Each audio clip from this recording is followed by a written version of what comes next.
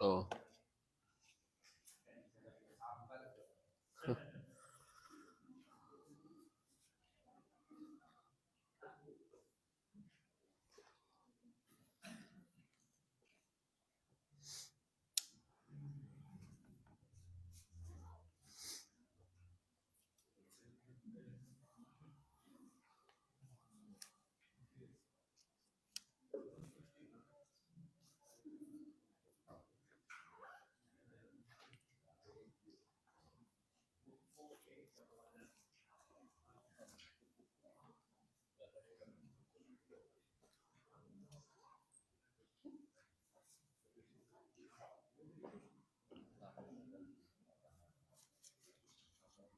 Assalamualaikum warahmatullahi wabarakatuh. Innal hamdalillah nahmaduhu wa nasta'inuhu wa nastaghfiruh wa na'udzu billahi min sururi anfusina wa min sayyiati a'malina. May yahdihillahu fala mudilla lahu wa may yudlil fala hadiya lahu. Asyhadu an la ilaha illallah wahdahu la syarika lah wa asyhadu anna Muhammadan abduhu wa rasuluh.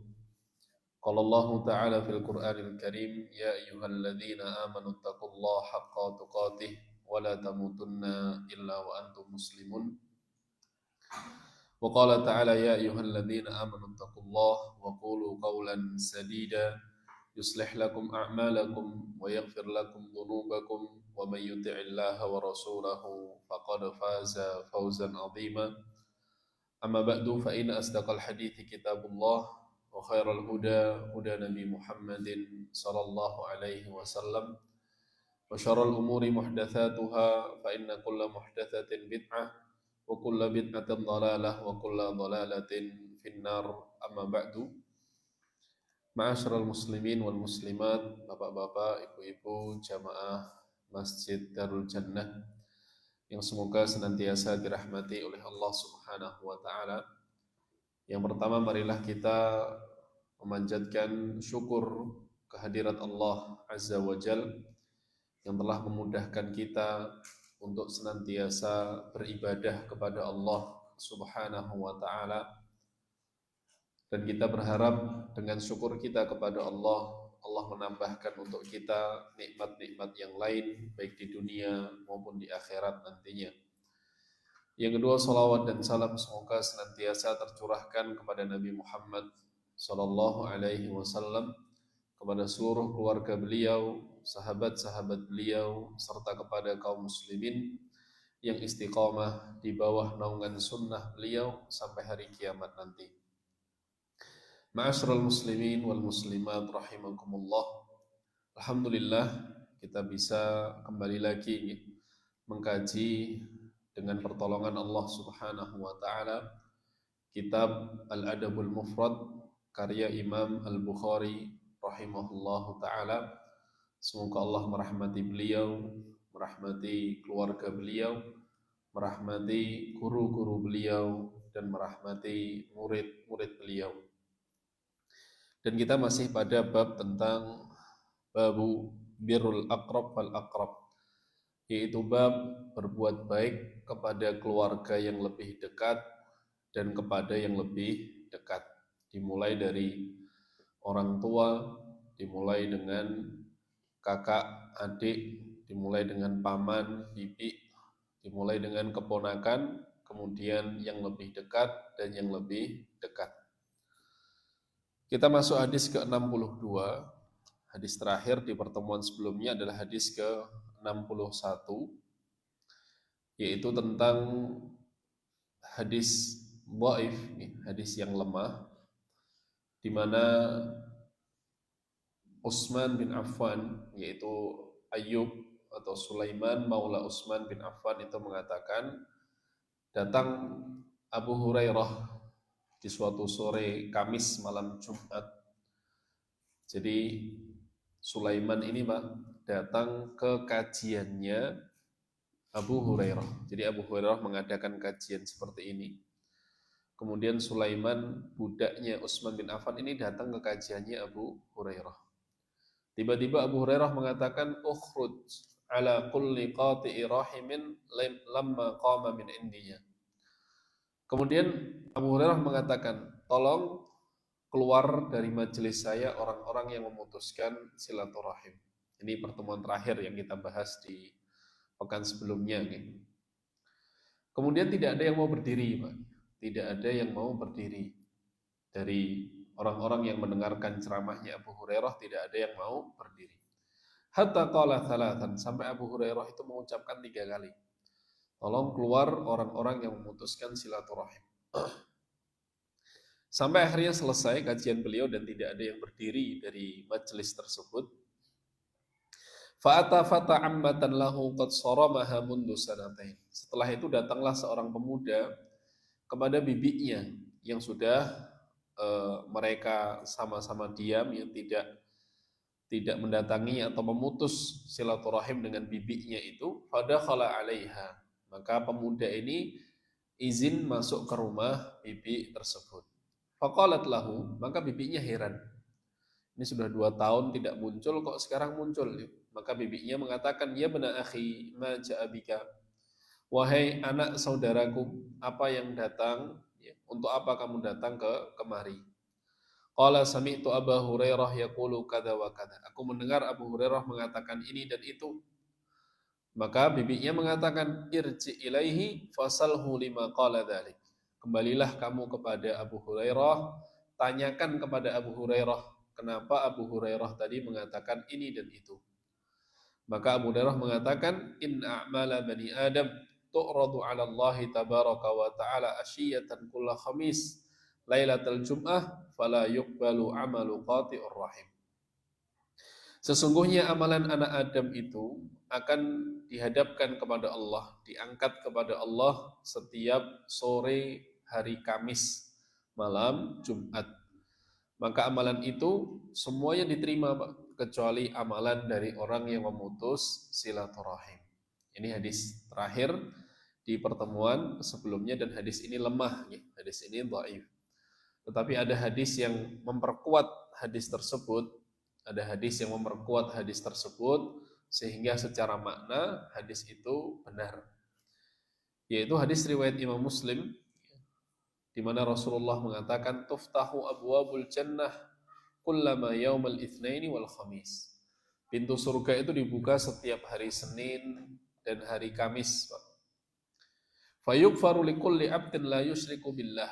Maka setiap hamba yang tidak menyekutukan Allah itu hari Kamis dan hari Senin akan diampuni oleh Allah dosa-dosa yang kecil. Illa rajulan, kecuali seseorang, kana bainahu wa baina akhihi syahna, kecuali seseorang yang memiliki permusuhan dengan saudaranya. Kecuali seseorang yang memiliki permusuhan dengan saudaranya. Hadis sahih riwayat Imam Muslim. Maka dari hadis itu menguatkan dari makna hadis yang disebutkan oleh Imam Al-Bukhari di dalam kitabnya Al-Adabul Mufrad. Kita masuk hadis berikutnya, hadis ke-62. Imam Al-Bukhari mengatakan haddatsana Muhammad bin Imran ibnu Abi Layla qala haddatsana Ayyub bin Jabir Al-Hanafi an Adam bin Ali an Ibni Umar. Jadi Ibnu Umar, jadi ini perkataan Ibnu Umar nggih, bukan perkataan Nabi, perkataan Ibnu Umar. Ibnu Umar mengatakan ma anfaqa rajulun ala nafsihi wa ahlihi yahtasibuha illa ajarahu Allah taala fiha. Beliau mengatakan tidaklah seseorang menafkahkan hartanya untuk dirinya. Tidaklah seseorang menafkahkan hartanya untuk dirinya dan untuk keluarganya. Kemudian dia berharap pahala dari Allah Subhanahu wa taala. Jadi ketika menginfakkan itu di dalam hatinya ada niat untuk mendapatkan pahala di sisi Allah, illa kecuali ajarahullah. Allah akan memberikan pahala untuknya. Kecuali Allah akan memberikan pahala untuknya. Kemudian Ibnu Umar melanjutkan, wabda biman ta'ul. Maka kalau bersedekah itu mulailah dari orang-orang yang menjadi tanggunganmu. Ketika bersedekah, mulailah dari orang-orang yang menjadi tanggunganmu. Fa in kana fadlan fal aqrab al aqrab. Kalau ternyata orang-orang yang menjadi tanggungan kita sudah cukup dan masih ada harta lebih, maka kepada saudara terdekat, saudara terdekat. Wa in kana fadlan fanawil. Dan kalau masih tersisa harta jenengan, maka silahkan diberikan kepada siapa yang engkau kehendaki. Ini perkataan Abdullah ibnu Umar dan derajat hadis ini adalah dhaif. Derajat hadis ini adalah dhaiful isnad. Karena di dalamnya ada seorang perawi bernama Muhammad bin Imran ibnu Abi Layla. Muhammad bin Imran ibnu Abi Layla. Kemudian juga di dalamnya ada seorang perawi bernama Ayyub bin Jabir Al-Hanafi. Yang keduanya itu adalah seorang yang dhaif.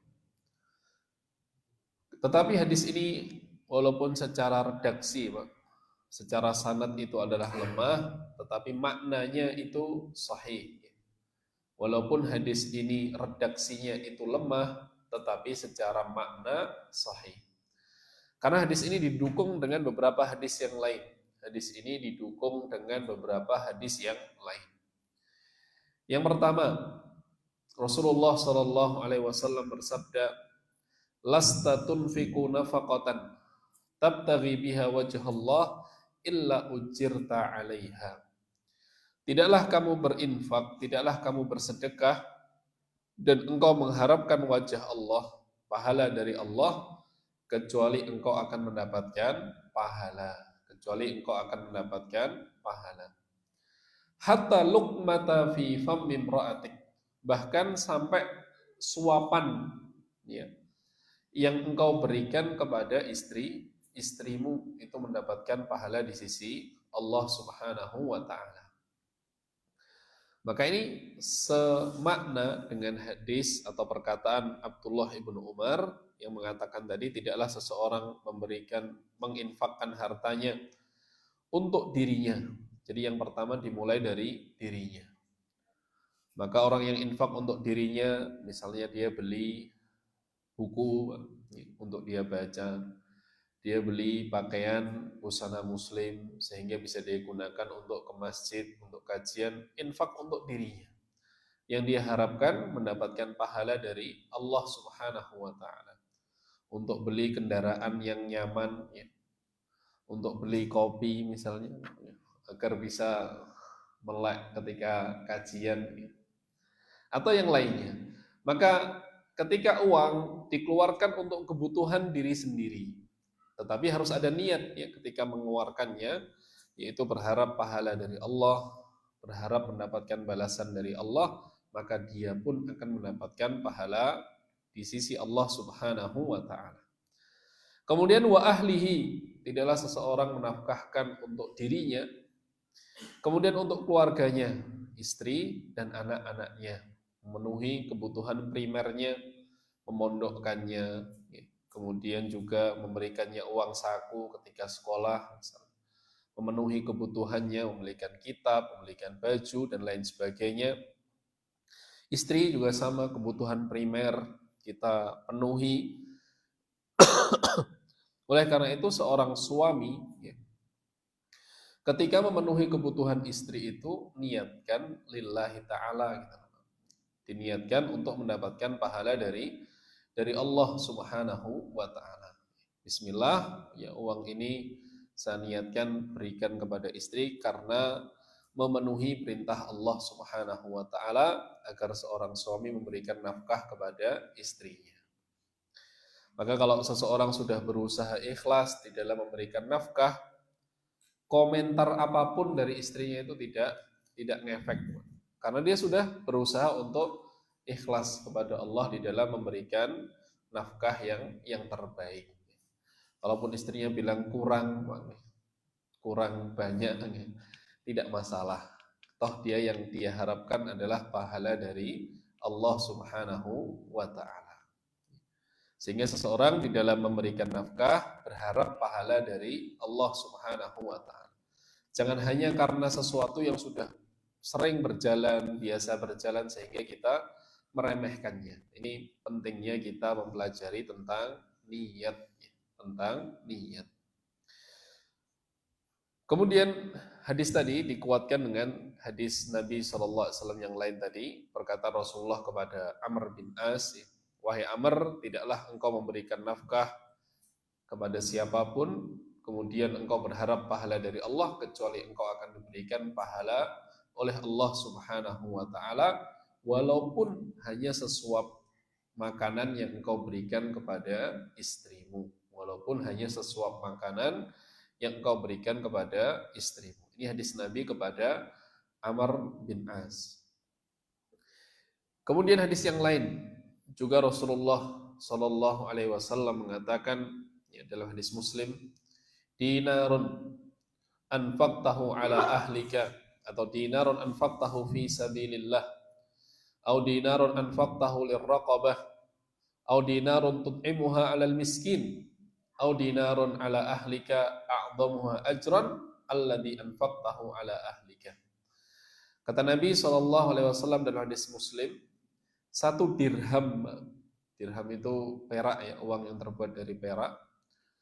Satu dirham yang engkau sedekahkan di jalan Allah, satu dirham yang engkau sedekahkan untuk membebaskan budak, satu dirham yang engkau berikan kepada seorang yang miskin, dan satu dirham yang engkau berikan kepada keluargamu, maka yang paling besar pahalanya adalah yang engkau berikan kepada keluargamu.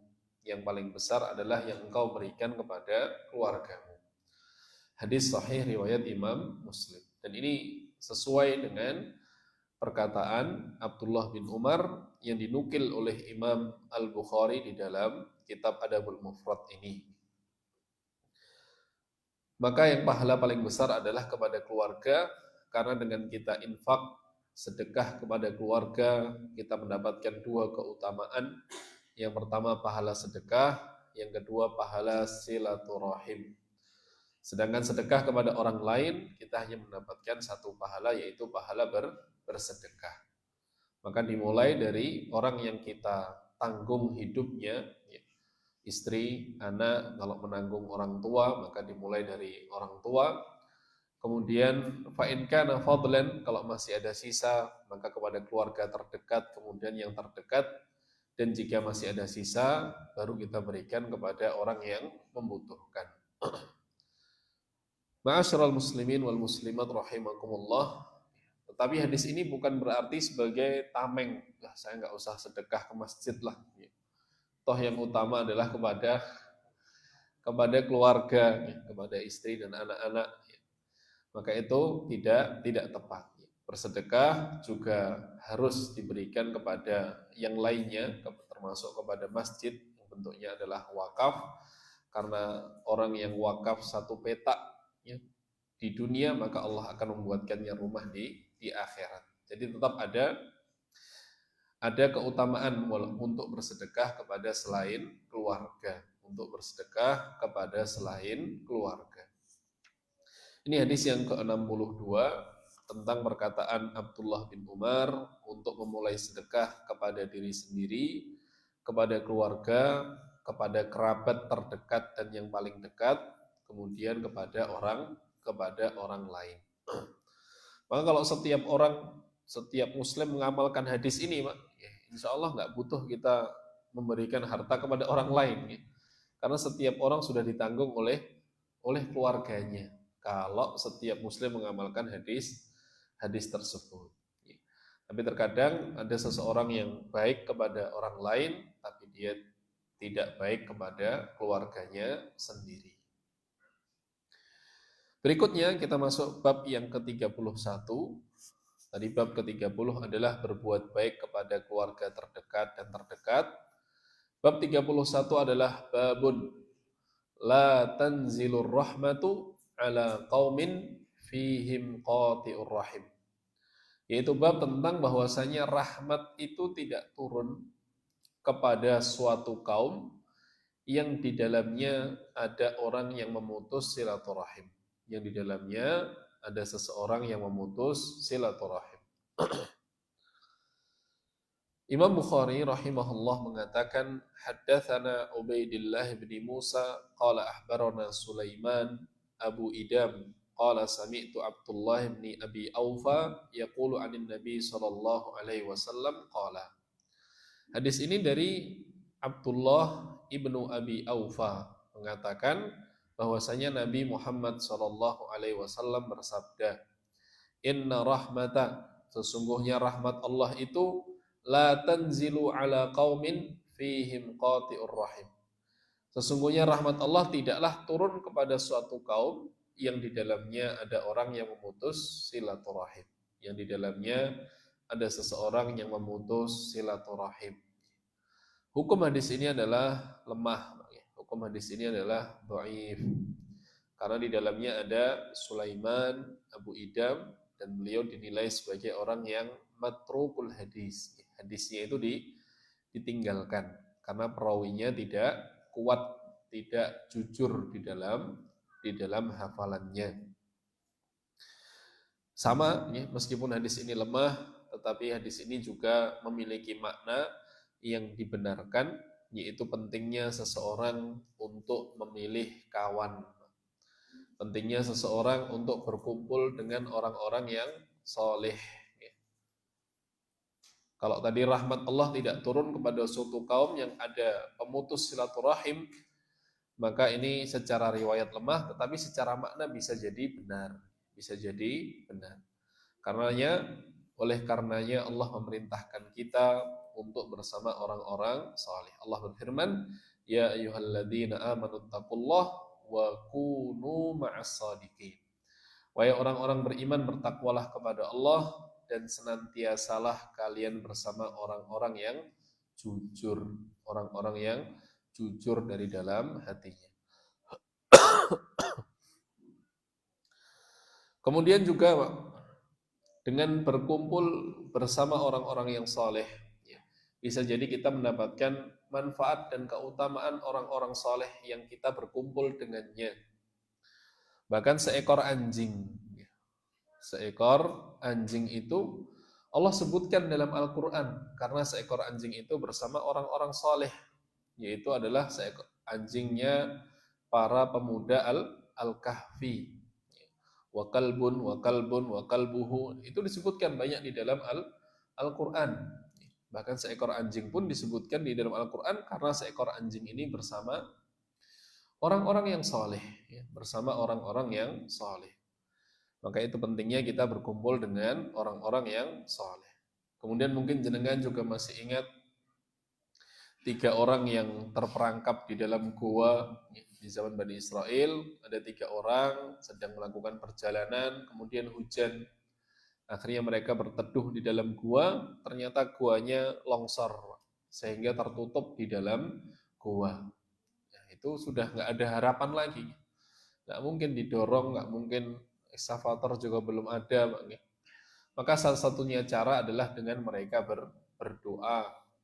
Maka yang pertama berdoa, bertawassul dengan amalan solehnya, yaitu berbakti kepada kedua orang tua. Akhirnya batunya bergeser. Orang yang kedua bertawassul dengan amalan meninggalkan perbuatan zina padahal mampu. Akhirnya Allah kabulkan, batunya bergeser lagi. Orang yang ketiga juga bertawassul dengan amalannya, yaitu menunaikan amanah meskipun sudah berlalu waktu yang sangat lama. Akhirnya batunya bergeser dan mereka pun bisa keluar. Coba kalau salah satunya itu ahli maksiat, tidak punya amal soleh, batunya tidak bergeser. Nah, itu pentingnya seseorang berkumpul dengan orang yang soleh, sehingga mendapatkan manfaat dari kesolihan teman-teman yang kita berkumpul bersamanya. Begitu juga kisah tentang Nabi Yusha bin Nun. Pak Fauzi tahu ini kisahnya. Ketika Nabi Yusha bin Nun adalah satu-satunya Nabi yang Allah Subhanahu wa Ta'ala tahan matahari untuknya karena doanya. Di dalam kisah tersebut, ketika mereka sudah mengumpulkan harta rampasan, jadi dulu Bani Israel itu tidak halal harta rampasan. Makanya ketika harta rampasan sudah terkumpul, akan turun api dari langit untuk membinasakan harta rampasan tersebut. Itu tandanya amalan itu diterima. Jadi dulu ada tandanya amalan diterima adalah dengan turunnya api dari langit. Maka di zaman Nabi Yusha bin Nun itu, ketika pasukan sudah mengumpulkan semua harta rampasan, ternyata ada 2 atau 3 orang yang tidak mengumpulkan harta rampasan. Ya. Akhirnya dicari oleh Nabi Yusha dengan menyalami setiap orang, dan beliau bisa mengetahui apakah orang ini khianat atau tidak dengan salaman. Masya Allah. Dengan salaman ketahuan kalau orang ini menyembunyikan harta rampasan. Ternyata benar, Pak. Dikeluarkan harta rampasan sebesar kepala sapi yang terbuat dari emas. Masya Allah, kan besar sekali itu. Kemudian dikumpulkanlah kepala sapi itu yang terbuat dari emas di harta rampasan tadi, maka turunlah api dari langit. Nah, itu kalau ya, dengan adanya orang yang tidak jujur, dengan adanya orang yang berkhianat, bisa jadi amalan orang yang lainnya tidak diterima oleh Allah Subhanahu wa Ta'ala. Oleh karena itu, pentingnya seseorang senantiasa berkumpul, berusaha, berkawan, berteman baik. Dibedakan antara berteman baik dengan bermuamalah. Kalau kita bermuamalah kepada setiap orang, bahkan non-muslim pun ya kita tetap bermuamalah dengan baik. Tapi berkawan baik, berteman baik, yang satu grup WA itu usahakan dengan teman-teman yang soleh. Teman-teman yang soleh manfaatnya bukan hanya di dunia. Kalau di dunia mereka akan mendoakan kita. Kalau kita salah mereka akan memakluminya dan memberikan maaf. Masya Allah. Kalau lebaran ngundang untuk halal bihalal. Kemudian juga teman yang soleh bisa saling mendoakan, dan manfaat di akhirat teman yang soleh bisa memberikan syafaat kepada kawan-kawannya yang dulu pernah sholat bersama, puasa bersama, haji bersama, maka Allah akan berikan syafaat kepada orang soleh itu untuk mengeluarkan kawannya dari api neraka. Semoga Allah menganugerahkan kepada kita kawan-kawan teman-teman yang soleh. Berikutnya, hadis ke-63, berikutnya adalah bab ke-32. Bab ke-32. Jadi bab 31 hanya satu hadis, yaitu hadis tadi, rahmat Allah tidak turun kepada orang yang di dalamnya ada pemutus silaturahim. Ini hampir sama dengan hadis ke-61, yang hadis Abu Hurairah tadi, Pak. Abu Hurairah mengatakan, tolong keluar dari majelis ini orang yang memutus silaturahim. Itu hampir sama, karena Abu Hurairah tidak ingin di dalam majelisnya ada orang yang memutus silaturahim. Tetapi kedua-duanya hadisnya adalah lemah. Kedua-duanya hadisnya lemah, tetapi secara makna itu benar. Berikutnya adalah hadis ke-30, hadis ke-64, bab ke-32. Bab 32, hadis ke-64. Bab yang ke-32 adalah babun ismu qati'ir rahim, yaitu bab tentang dosa pemutus silaturahim. Bab tentang dosa pemutus silaturahim. Dan bab ini dari Imam Bukhari. Jadi Imam Bukhari yang menulis babnya. Imam Bukhari sendiri yang menulis judul babnya. Bab dosa memutus silaturahim.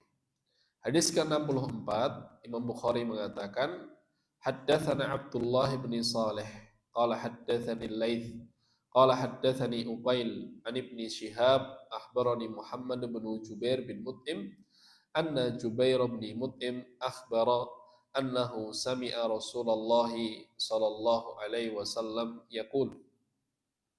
Hadis ini jadi sahabat Jubair bin Mut'im, dari sahabat Jubair bin Mut'im. Jubair mengatakan bahwasanya beliau mendengar Rasulullah sallallahu alaihi wasallam bersabda, La yadkhulul jannata qati'ur rahim. Tidak masuk surga orang yang memutus silaturahim. Tidak masuk surga orang yang memutus silaturahim. Hadis ini sahih, diriwayatkan juga oleh Imam Bukhari di dalam sahihnya, diriwayatkan juga oleh Imam Abi Dawud dan ulama-ulama yang lain. Jadi hadis ini sahih. Tidak masuk surga orang yang memutus silaturahim. Imam An-Nawawi rahimahullahu ta'ala mengatakan tentang hadis ini,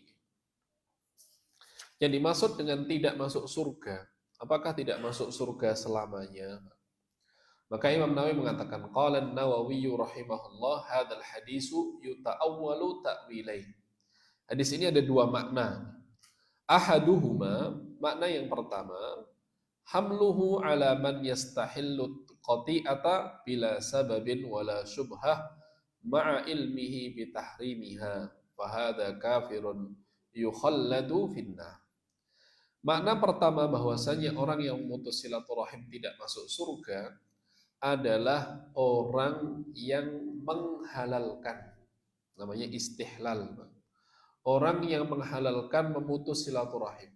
Jadi dia sudah tahu hukumnya silaturahim itu haram, tapi dia halalkan.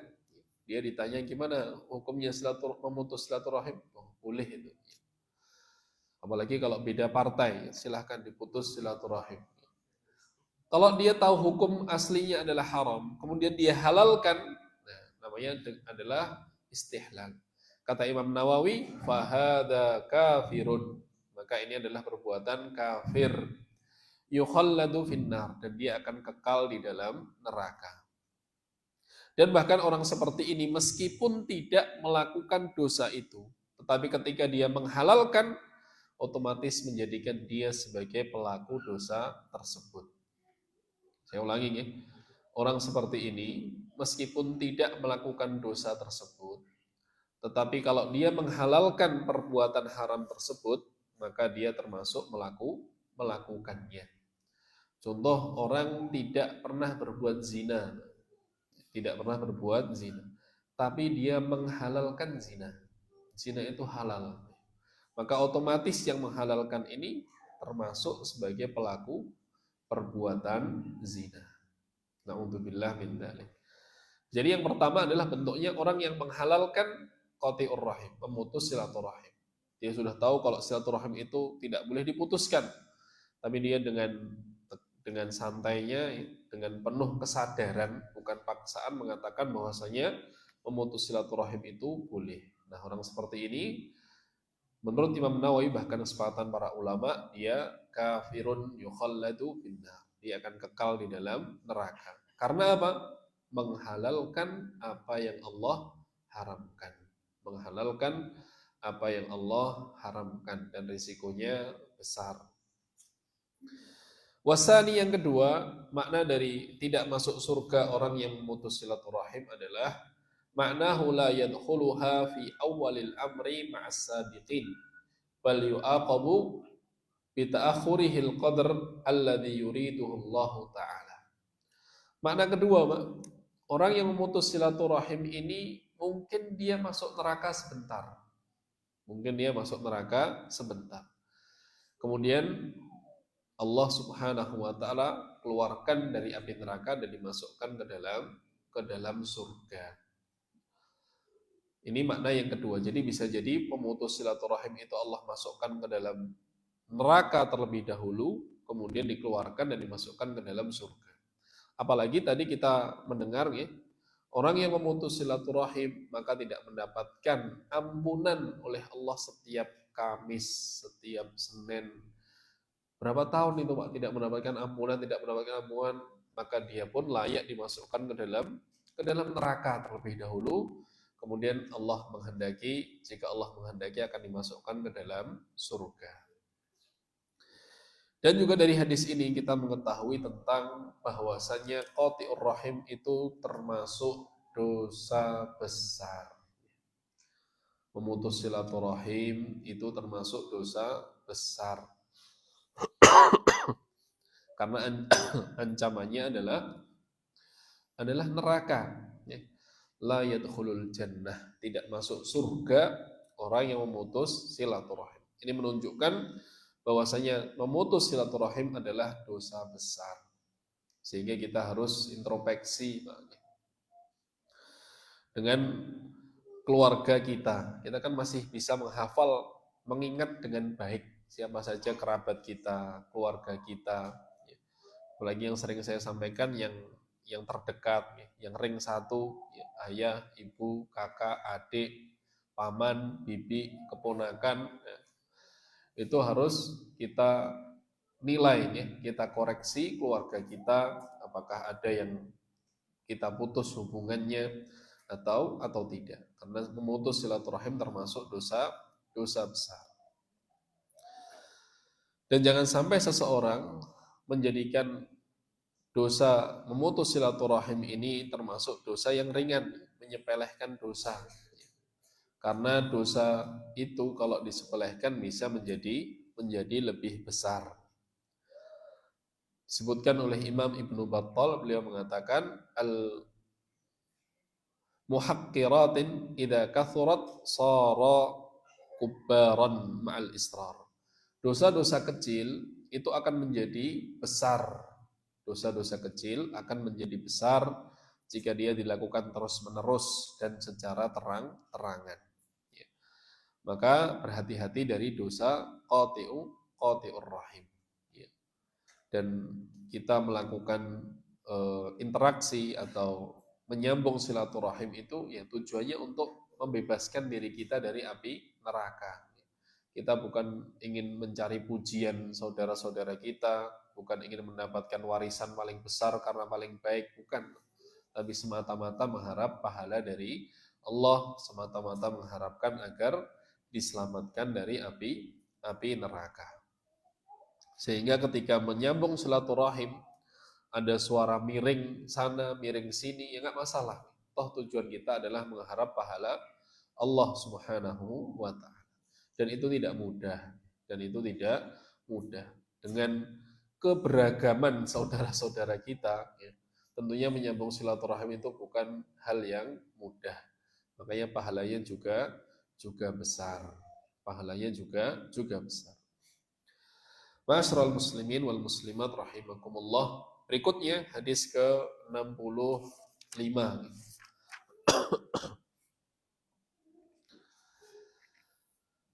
Hadis ke-65 masih bab yang sama, yaitu ismu qati'ir rahim, dosa orang yang memutus silaturahim.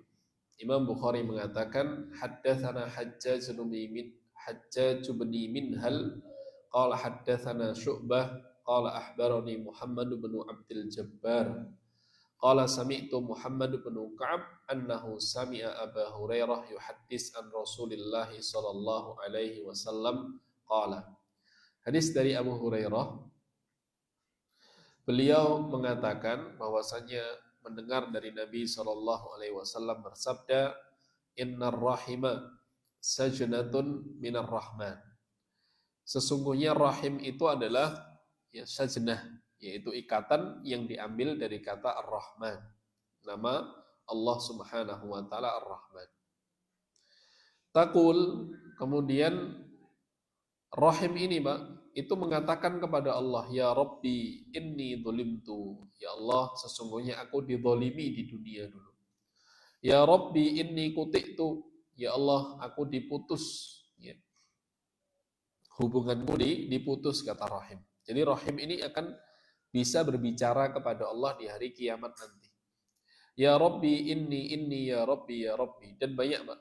Jadi rahim ini akan dibangkitkan oleh Allah di hari kiamat, dan rahim ini akan mengeluh kepada Allah. Ya Allah, dulu orang-orang di dunia mendolimiku, dulu orang-orang di dunia memutus hubungan denganku, dulu di dunia ini dan itu, disebutkan oleh Abu Hurairah. Fayujibuha, maka Allah menjawab keluhan dari rahim tersebut. Allah menjawabnya, ala tardaina an aqta'a man qata'aka wa asilu man wasalaka. Tidakkah kamu ridha, wahai rahim, aku memutuskan siapa saja yang memutus engkau, yaitu rahim, dan aku menyambung siapa saja yang menyambung engkau, wahai rahim. Hadis ini derajatnya adalah hasan. Hadis ini derajatnya adalah hasan. Hadis ini pernah berlalu, ya, sebelumnya pernah berlalu bahwasanya di hari kiamat Allah akan menciptakan rahim itu punya lisanun talqun, ya. Lisan yang pandai bicara dan akan mengeluh di hadapan Allah Subhanahu wa taala. Lisanun talqun yaumal qiyamah. Dan ini sudah kita bahas, Allah mampu menciptakan rahim dalam bentuk apapun yang Allah inginkan. Ya, sebagaimana Allah juga bisa menciptakan amal soleh kita, bisa ditimbang, bisa dicatat, terhampar di hari kiamat, itu sangat mudah bagi Allah Subhanahu wa taala. Maka di sini juga menunjukkan keutamaan dari menyambung silaturahim akan disambung oleh Allah Subhanahu wa taala, yaitu rahmat Allah Subhanahu wa taala. Akan disambung rahmat Allah Subhanahu wa taala. Disebutkan wa fihi anna 'adzabal mar'i qad yakunu min jinsi amalih. Dan bisa jadi azab seseorang itu dari sisi amalan yang dia lakukan. Azab seseorang dari sisi amalan yang dia lakukan. Fakama quti'a rahimahu yaqta'uhu Allah subhanahu. Ketika dia memutus silaturahim, maka Allah akan putus rahmatnya kepada hamba tersebut. Allah akan putus rahmatnya pada hamba tersebut. Dan repot kalau sudah diputus rahmat Allah dari diri kita. Apa saja yang kita lakukan menjadi berat, menjadi sulit, tidak diberkahi, senantiasa kurang terus. Karena tidak diberikan rahmat oleh Allah Subhanahu wa taala. Wa fihi syakwar rahim min adh-dhulmi wal qati'ah wa takallumuha ma'allahi azza wa jal wa ijabatuhu subhanahu laha ala haqiqah la 'alal majaz. Dan rahim ini, Pak, berbicara kepada Allah nanti dalam bentuk hakikatnya. Memang benar-benar rahim akan diciptakan oleh Allah di hari kiamat sebagai suatu zat yang bisa berbicara dan mengeluh kepada Allah Subhanahu wa taala. Maka barang siapa yang menyambung silaturahim, maka Allah akan menyambung rahmatnya kepada mereka. Dan orang yang memutus silaturahim, maka akan Allah putus rahmatnya kepada mereka.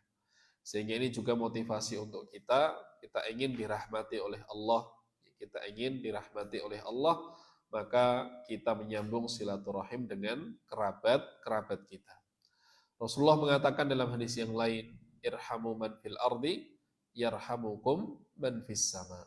Sayangilah, rahmatilah makhluk-makhluk yang ada di dunia, maka Allah Subhanahu wa taala akan menyayangi, merahmati kalian. Ar-ruhama yarhamuhumur rahman. Orang-orang yang saling menyayangi, saling menyambung silaturahim, maka Allah akan memberikan rahmat kepada mereka. Ini juga sudah pernah dibahas sebelumnya, hadis tentang silaturahim, atau bahwasanya Allah menyambung orang-orang yang menyambung rahimnya dan Allah memutus orang-orang yang memutus rahimnya. Berikutnya hadis ke-66, hadis terakhir dari bab ke-32. Dari bab 32 yaitu ismu qati'ir rahim.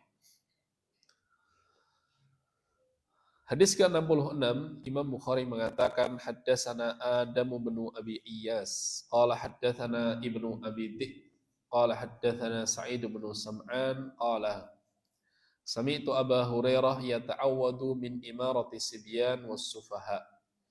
Dari seorang tabi'in bernama Sa'id bin Sam'an, beliau mendengar Abu Hurairah berlindung. Jadi Abu Hurairah pernah berdoa, a'udzubillahi min imaratis sibyan was sufaha. Abu Hurairah berlindung dari imarah. Imarah itu kepemimpinan. Sibyan itu anak kecil. Jadi Abu Hurairah berlindung dari pemimpin yang masih kecil. Was sufaha, dan Abu Hurairah berlindung dari pemimpin-pemimpin yang bodoh. Sufaha itu bodoh, berlindung dari pemimpin yang bodoh.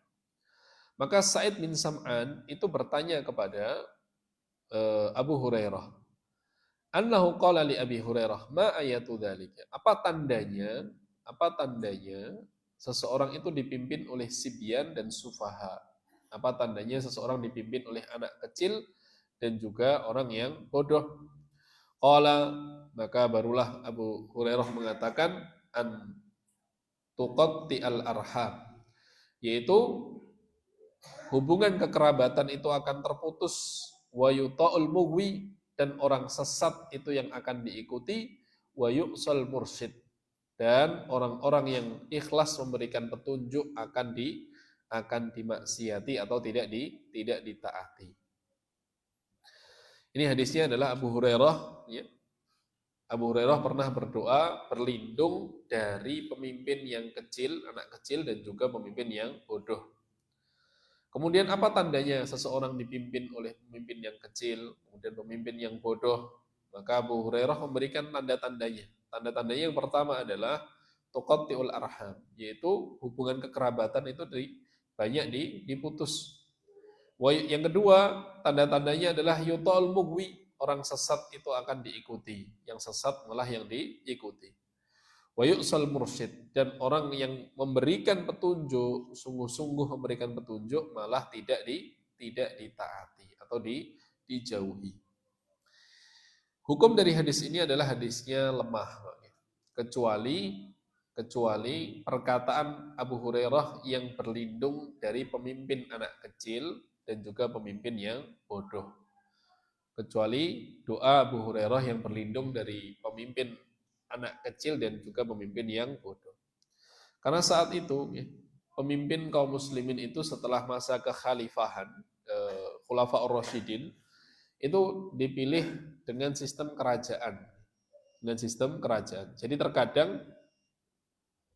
terkadang ada pemimpin yang masih kecil, tapi karena dia adalah anaknya raja sebelumnya, akhirnya didaulat, diputuskan untuk menjadi pemimpin berikutnya.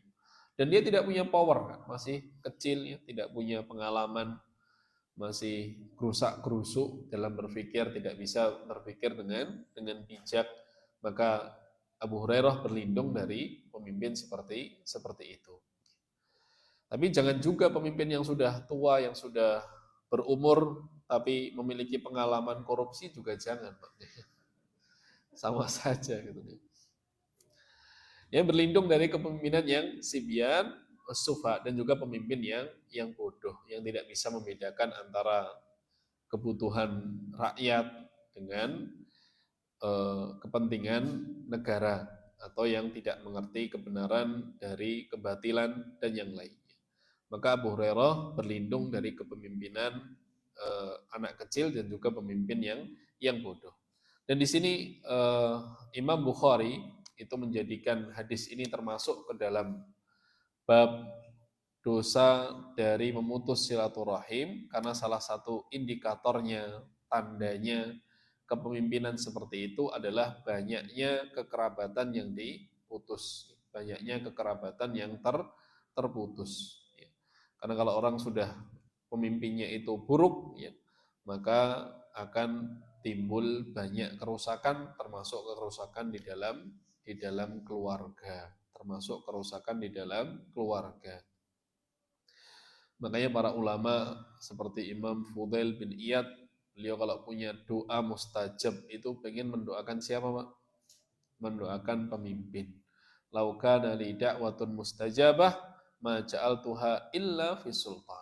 Kalau saya punya doa yang mustajab, saya ingin mendoakan untuk kebaikan pemimpin.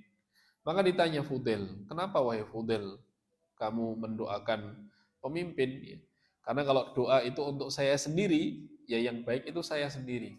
Paling maksimal keluarga saya. Tapi kalau saya mendoakan kebaikan untuk pemimpin, maka kebaikannya akan meliputi seluruh rakyatnya. Maka kita kalau diuji dengan pemimpin, ya kita berdoa agar Allah Subhanahu wa taala memberikan kepada kita kekuatan untuk menghadapi ujian dan juga melindungi diri kita dari imaratis sibyan wasufaha, kepemimpinan yang anak kecil, kepemimpinan yang bodoh, kepemimpinan yang zalim. Ini hadis terakhir dari bab 32, yaitu bab dosa memutus silaturahim, hadis ke-66 dari hadis Abu Hurairah. Dan ini yang bisa disampaikan pada kesempatan malam hari ini. Ada berapa hadis? 5 ya. Ada 5 hadis malam hari ini. Yang pertama tadi hadis tentang keutamaan infak kepada diri sendiri, kepada keluarga, kepada kerabat terdekat, kemudian yang terdekat baru kepada orang lain. Dan dimulai dari orang yang kita tanggung. Wabda biman ta'ul. Dimulai dari orang yang kita tanggung kehidupannya. Kemudian hadis yang kedua adalah hadis lemah juga, yaitu tentang rahmat Allah tidak turun kepada suatu kaum jika di dalam kaum itu ada orang yang memutus silaturahim. Kemudian hadis ketiga tadi adalah tentang bahwasanya memutus silaturahim termasuk dosa besar, karena Rasulullah bersabda tidak masuk surga orang yang memutus silaturahim. Ini menunjukkan dosa memutus silaturahim adalah termasuk dosa besar. Kemudian hadis yang keempat adalah orang yang menyambung silaturahim akan Allah sambung dengan rahmat Allah, dan orang yang memutus silaturahim akan Allah putus dia dengan rahmat Allah Subhanahu wa taala. Dan yang terakhir adalah hadis tentang Abu Hurairah yang berlindung dari pemimpin yang anak kecil dan pemimpin yang bodoh.